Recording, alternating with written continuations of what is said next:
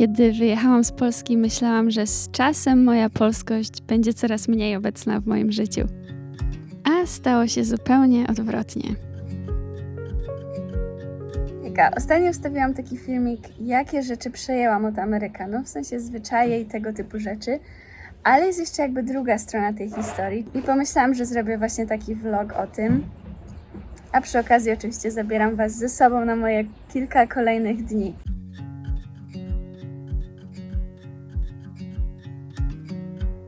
Przez większość życia bycie Polką było dla mnie czymś zupełnie normalnym. Nie zastanawiałam się nad tym jakoś szczególnie.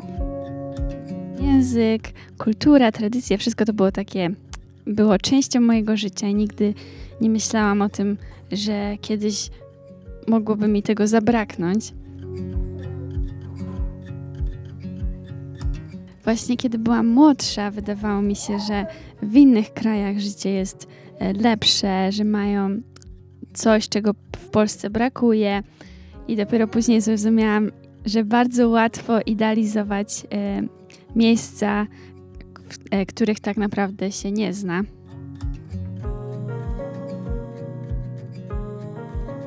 Dopiero kiedy zaczęłam poznawać ludzi z innych krajów, zaczęłam patrzeć na Polskę trochę inaczej. I jeszcze bardziej zmieniło się moje spojrzenie, kiedy Steven zamieszkał ze mną w Polsce. Nagle zaczęłam widzieć mój kraj tak jego oczami.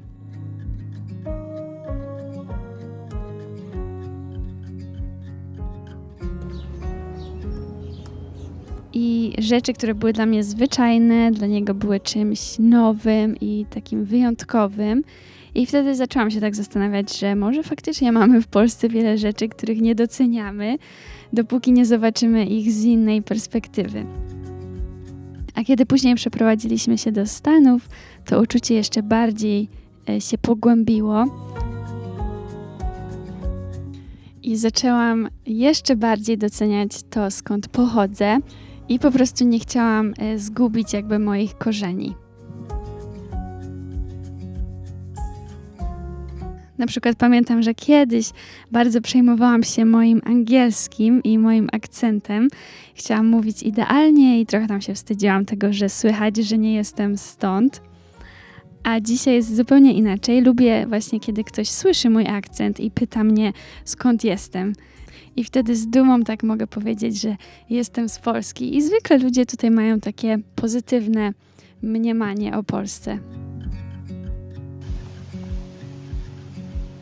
Ja już wychodzę z pracy dzisiaj trochę wcześniej, bo mają być burze, jakieś tam powodzie. Chcę wyjść z pracy zanim się to wszystko zacznie. W tamtym tygodniu było podobnie, tylko że jeszcze były tornada i wszyscy tam na Open Space'ie zaczęli dostawać te alerty, powiadomienia, że trzeba się schować, więc tam niektórzy na przykład do piwnicy schodzili.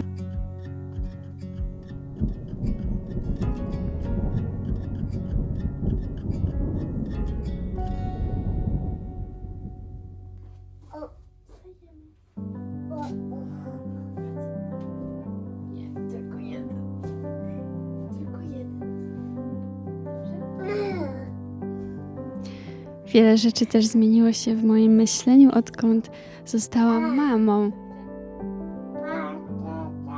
Jedna noga. Bo nagle zaczęłam bardziej świadomie zastanawiać się nad tym, co chciałabym przekazać mojemu dziecku. To jest balon. A co to jest? Rower.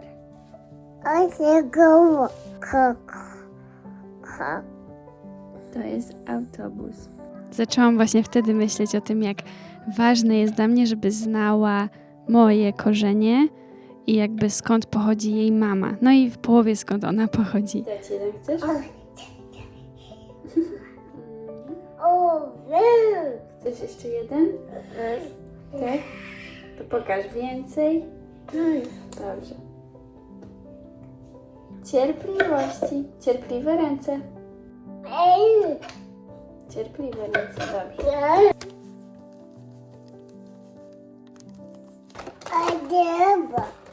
Jest dzidziuś.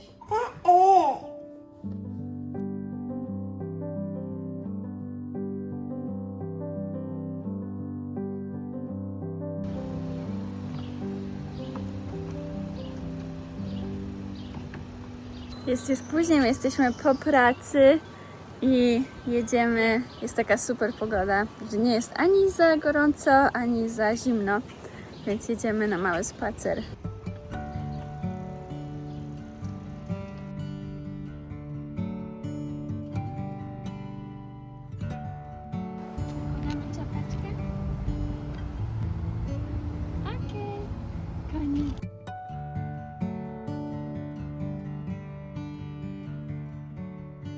Jesteśmy dzisiaj w takim ogrodzie i tak sobie spacerujemy. W ogóle dzisiaj pożegnaliśmy naszych znajomych, którzy byli u nas w odwiedziny.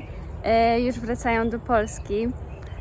I tak no fajnie było z nimi, bo tak przez te ostatnie kilka dni nasz dom w sumie brzmiał tak bardzo polsko, że dzieci się bawiły po polsku.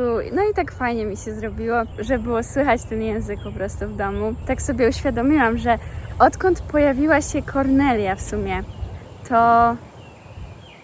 to zaczęło mi tak bardzo zależeć na tym, żeby tą polskość tak pielęgnować i po prostu chciałabym, żeby wiedziała, skąd pochodzi, przynajmniej w połowie skąd pochodzi, żeby też miała jakiś taki związek z Polską, żeby umiała język. No jakby bardzo mi na tym zależy. I to jest taki trochę paradoks, że po przeprowadzce za granicę właśnie tak bardzo zaczęłam doceniać to, skąd pochodzę. I chciałabym to jakby przekazać też córce. Więc mam nadzieję, że mi się uda. Nie wiem, jak to będzie, no ale zobaczymy. No będę się starać.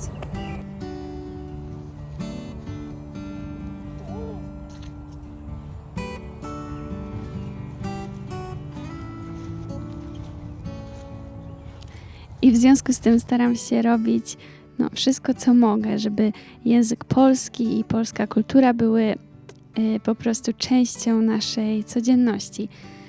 Na przykład mówię do Kornelii tylko po polsku, czytamy książeczki, słuchamy polskich piosenek. To są takie może małe rzeczy, ale wierzę, że właśnie z takich małych rzeczy budują się później wspomnienia i też poczucie, skąd się pochodzi. A pokaż, gdzie jest lampa. Dobrze.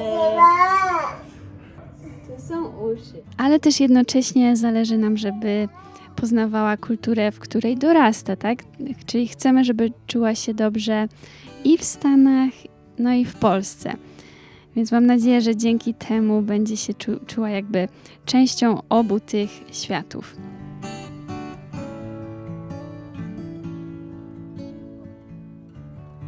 Jako że mówimy do Kornelii po... Jejku, pipi. Ja mówię po polsku, mój mąż mówi po angielsku, trochę miesza też polski czasami. Nie wiem, czy to jest normalne, ale Kornelia jeszcze nic nie mówi. Czasami jej się zdarza powiedzieć jakieś słowo, że tak wydaje mi się, że coś powiedziała, coś co rozumiem. Jeśli też jesteście emigrantami i też jakby wychowywaliście dwujęzyczne dziecko, to dajcie mi znać, czy wasze dzieci też trochę później zaczęły mówić. Bo słyszałam, że to jest normalne, ale jak próbuję coś tam o tym przeczytać, to w sumie jest napisane, że badania tego nie potwierdzają i tak dalej, i tak dalej. Więc już trochę wariuję, już nie wiem, czy to jest normalne jednak, czy nie. Więc dajcie mi znać, jak było u was z dziećmi.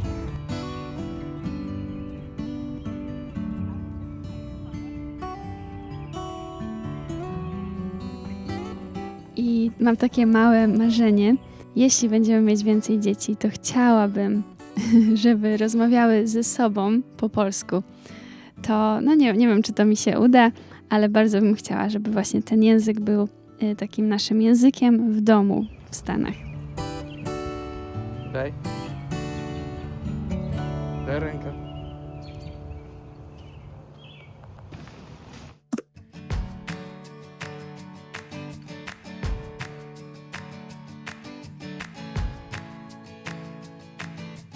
Dzisiaj w ogóle będziemy gotować obiad dla naszych znajomych na jutro i pojutrze.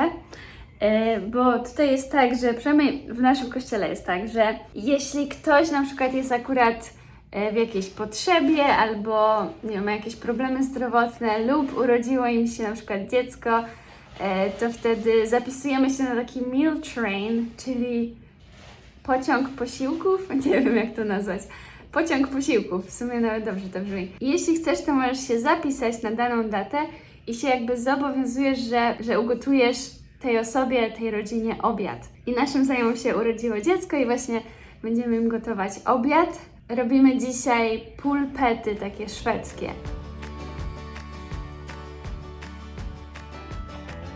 I jeszcze taka ostatnia myśl na dziś.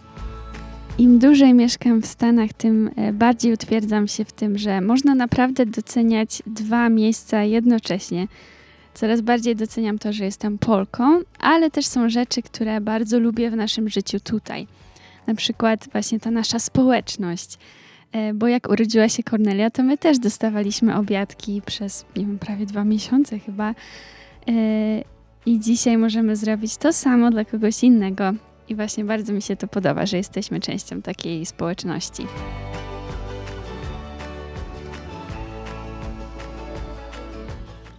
Mashed potatoes, meatballs, peas, gravy, little muffins for dessert, And that's it? jam, Oh, jam, wow. and beef broth to loosen up the gravy.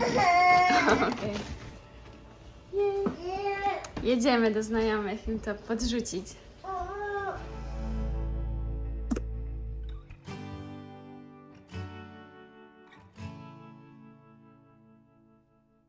I chyba właśnie o to w tym wszystkim chodzi, żeby być otwartym na to, co nowe, doceniać takie rzeczy w nowym miejscu, ale też nie zgubić tego, co zawsze było częścią nas. Panie Boże, jestem gotowa na spanie pod koniec dnia, ale jeszcze parę rzeczy chciałabym powiedzieć. Dziękuję Ci za zwierzęta, duże i małe. Otworzysz klapkę. Z futrem, z płetwami. Wszystkie je kocham.